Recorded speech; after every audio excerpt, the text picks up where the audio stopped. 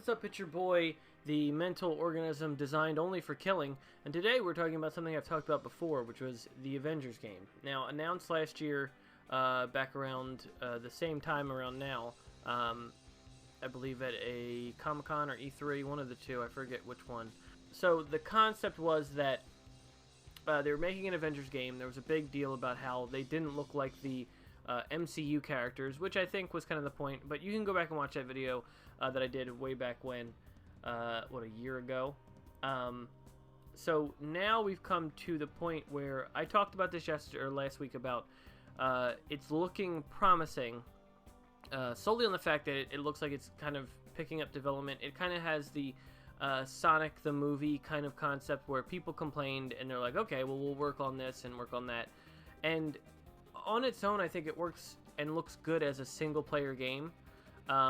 So I think the Avengers game is going to look pretty good. I mean, I'm excited to play it. If you haven't heard, and you can watch a lot of the information and the movies on it, essentially what they've come to is that they have introduced the main villain of it, introduced the concept of what's going on in the game. The whole A-Day thing was that there is a big day, an incident where some big shit happens, and it kind of pulls off the Incredibles vibe of, you know, no more humans, no more superheroes. We use technology from now on. It's kind of that concept of kind of like the Spider-Man game, where it's just kind of technology will protect us, and we don't need a single individual. It's kind of like Civil War, the comic book, of course.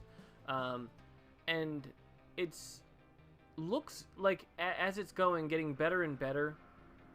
They have already introduced that Camilla will be part of the, Miss Marvel will be part of the campaign, the story. I'm excited for the Warzone and co-op missions that you can do in that, because it looks a lot of fun. I think the one of the things that I loved back when I used to play the Sega Genesis version of the Avengers was just the fact that I could play with my brother or my sister or whoever, and that's a fun concept. I think I even did a video on it back when I did Gamers in Play with Warren, where we played, the Avengers game from the Sega Genesis. I think it looks really good as far as the story. It looks like it's very promising, where it could be interesting and fun to play as. It doesn't look like it's going to get repetitive. I mean, it looks that way. It could always be different and it always change. But my point is that it looks very promising as far as the actual game and how it's, set out to be, and the plot as it moves. The thing I'm really excited for is the skill trees and the characters they add in. They've already confirmed that any character that's added to the game will not be cost you anything, and I think I really like that concept, because that's a good concept to use. Overwatch does it. I'm trying to think of who else. Overwatch does it. Apex does it. It's in-game purchases with Apex, but it's also money that it's not real money. Like, you can buy out a character, but I mean, at that point, by the time the next person comes out, you probably have enough of the points to use to just get it with in-game credits or whatever. So yeah, it's one of those concepts where it looks very good. It looks very fun, and it could be fun with a lot of people. I want to hopefully play it with a lot of people on the videos I do. I want to do a big thing for it. It's September 4th is supposed to be coming out as of now, created by Crystal Dynamics and the Square Enix people. So I mean, it looks like it's a company that, I mean, maybe not made, it's hit or miss usually. Like the Crash game, we just got to see and find out how it's going to operate and how it works, if it's going to be fun or worth it. But we'll find out eventually, and I'm excited for this, because I think there's a lot of hype surrounding Marvel right now because of the MCU, and I think that a lot of people will be into this. Will the right people be into this? I don't know, but I think the concept of this game looking good and feeling like it should be an Avengers game that will not feel kind of just cashing in on the concept is good. I think it's a nice concept to think about, because it's a game that people want to make because they want to make it, not because they want to be like, hey, this is working, let's make a game out of this. I am a little bit kind of concerned with how the single player will work. I feel like it will be one of those things where you play it once and it'll be done. I mean, that's why I said I'm kind of happy about the add-on characters that they'll add in later. I think one of them would be Ant-Man. But I think that concept of it being a ongoing thing and being able to add to things, and it being kind of like an Incredibles concept where there's no more superheroes, and that's what the villains want. It looks like it's fun. It looks like it's going to be a lot of fun. Again, I just want to get to the point where I can play it, and I hope that there's someone out there who wants to play it with me. I was talking to my brother about it, but there's War Zones, which is supposed to be like a co-op gameplay, and then there's co-op, which is also the same thing where it's multiplayer. Other than that, it looks a lot of fun. I think if you guys haven't got a chance to check it out, I would say definitely check it out. They have a bunch of videos saying the details and little things here and there that you can learn about the game. So I would say definitely check that out. Other than that, I mean, I'm excited for it regardless. It's got Taskmaster, it's got Abomination, and also MODOK. So far, it looks like it's a pretty common, maybe complex, or like I don't know, the way it plays, it looks like it's going to be some kind of team setup and concept where you can actually use your characters together, kind of like how Marvel Ultimate Alliance was. Like, you can team up certain things and help out certain people.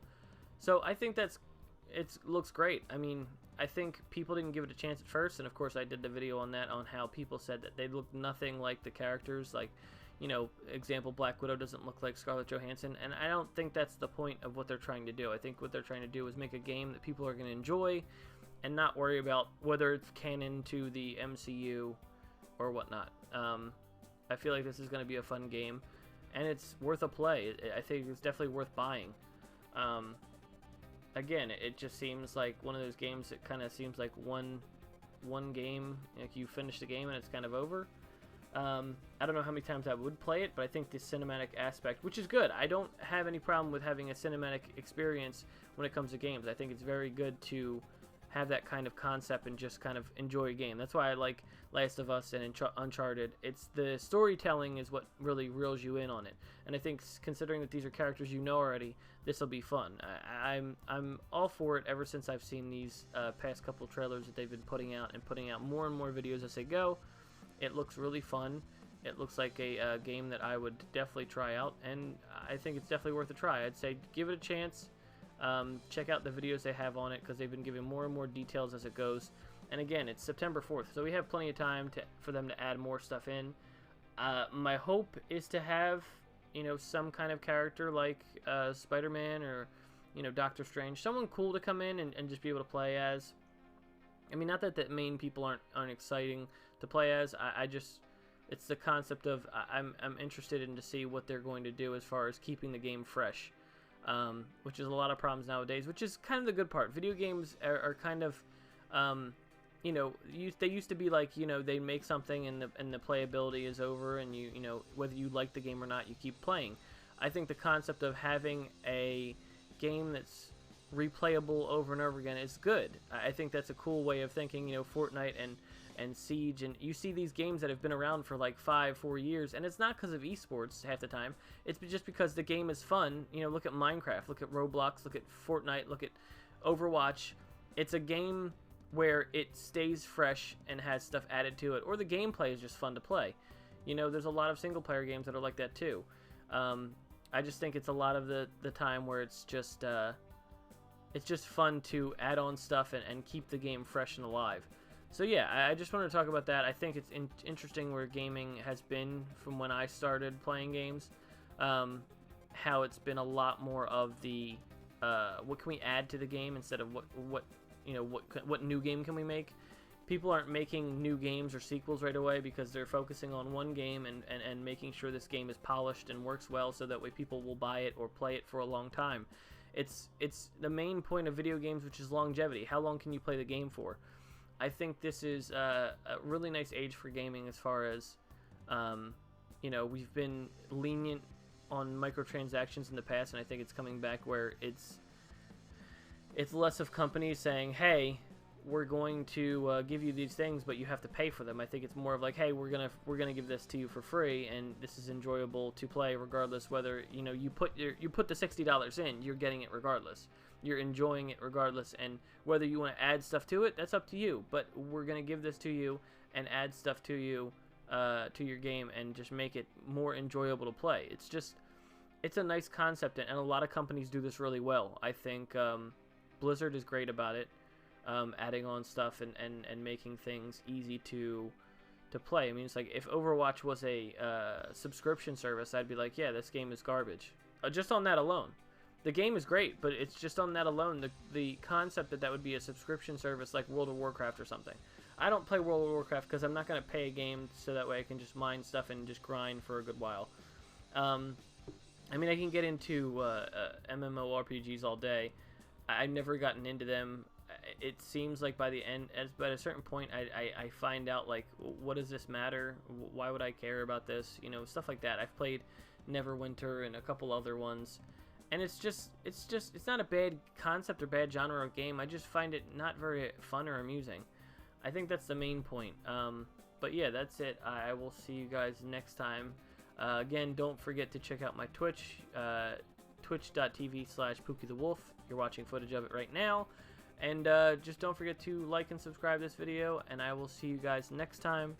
And if you want to give me suggestions for the next video, I can surely do that. I sometimes have a bit of a mind block there on stuff, and I would love to hear what you guys think.